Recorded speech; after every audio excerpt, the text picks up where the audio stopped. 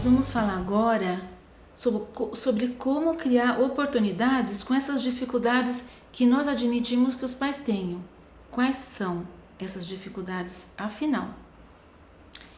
Os pais têm receio que a criança se machuque, os pais têm um receio muito grande que o profissional não consiga.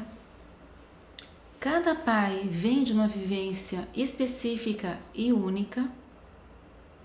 Cada pai foi programado para ter um tipo diferente de reação em cada situação, por exemplo, durante uma situação médica. Então, como que a gente pode, mesmo admitindo toda essa dificuldade que os pais têm de encarar o choro de uma criança, encarar aquela criança pedindo, implorando que os pais a salvem, de forma a não só não fugir da raia, mas ajudar para que o procedimento seja o maior sucesso. Então, nós estamos falando em fazermos novas escolhas. E para nós conseguirmos tirar os pais dessa situação que eu descrevi há pouco, nós precisamos alimentá-los com perguntas, com questionamentos que eu chamo de perguntas gatilho. São perguntas que vão produzir um resultado que os pais tanto desejam no tratamento, na condução desse tratamento dessa criança. Vamos a essas perguntas agora. Essa parte é bem profunda e eu gostaria de realmente não perder nada, de dizer tudo para vocês, para que vocês tenham o melhor resultado com seus filhos, não só no tratamento dentário, mas na vida em geral. Por isso eu vou ler algumas perguntas que eu elaborei para essa ocasião agora. Por exemplo, quando a gente tem uma situação difícil com a criança, a gente tem que ter em mente que situação eu quero transformar.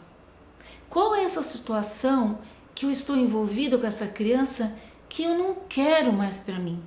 Então, se a gente refletir e pensar que a dor, as noites mal dormidas, a falta de alimentação adequada, a falta de interação dessa criança com outras crianças, o isolamento dessa criança, a falta de alegria, é tudo que eu quero transformar. Isso, para nós, pais profissionais, é o gatilho para que a gente se esforce até para seguir protocolos ou seguir orientação de profissionais que, por mais difícil que seja, tendo isso em mente, a gente vai se esforçar para conseguir, porque a gente vislumbra o resultado.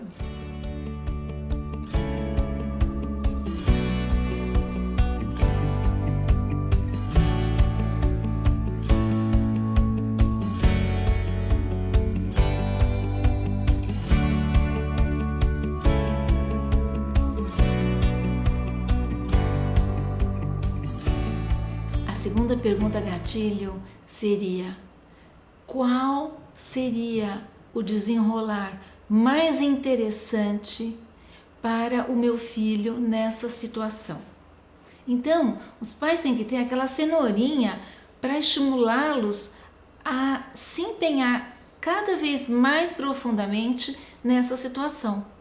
Desenvolver aqueles aspectos que eles mesmos foram levados, pela maneira como foram criados, pelas situações todas, a comportamentos que hoje, frente à criança, não seriam produtivos. Então, se você vê, por exemplo, uma foto de uma criança dormindo, se você vê um filme de uma criança sendo tratada com tranquilidade, isso que os pais têm que ter em mente, que toda essa dedicação vai colaborar para que isso também seja possível com o seu filho, com crianças cujos pais tinham a mesma postura de vocês, né? Que a princípio vieram, nossa, com meu filho isso não vai ser possível. Então, eu tô aqui para dizer que, seguindo tudo isso, a gente também vai conseguir com ele. A terceira pergunta gatilho seria: o que eu devo abandonar para merecer esse tipo de resultado. Então você vislumbrou o resultado e aí você vai ter que deixar algumas coisas de lado. Por exemplo, a descrença, a falta de confiança. Então são aspectos que vocês pais também têm que trabalhar para conseguir essa transformação e esse resultado. A quarta questão seria: qual o sentimento residual que desejo conquistar ao final do tratamento? E o mais importante de tudo, como desejo que meu filho esteja se sentindo depois do tratamento? Então, vislumbrar esse sentimento de vitória e de superação da criança é tudo que a gente precisa para nos dar força, para nos trazer ao equilíbrio. E por último,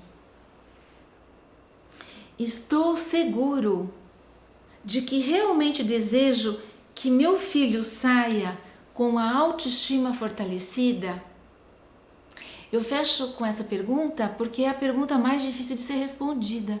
Porque muitas vezes nós, adultos, estamos envolvidos em situações, em dinâmicas familiares que acabam sabotando essa condição que deveria ser inerente a cada um de nós. Então cabe aí uma reflexão individual, um trabalho individual, para que realmente haja um aprofundamento nesse sentido, tá bom? Boa sorte a cada um de vocês nessa jornada.